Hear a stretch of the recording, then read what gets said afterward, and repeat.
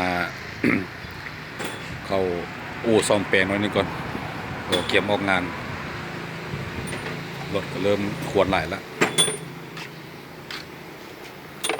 มาหาสร้างไง เข้าหมอครัวนิดนึงก่อน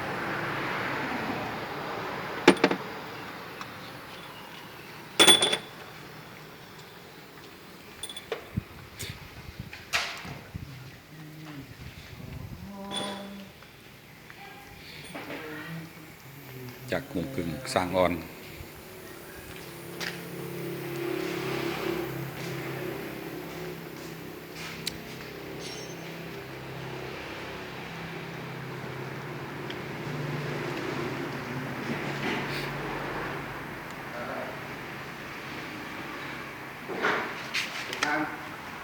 เนี่ย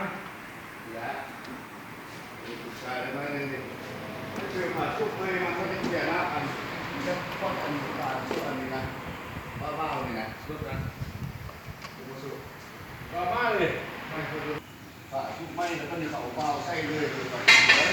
โอ้ต่างกันเลยครับ แปลงแล้วบ่ได้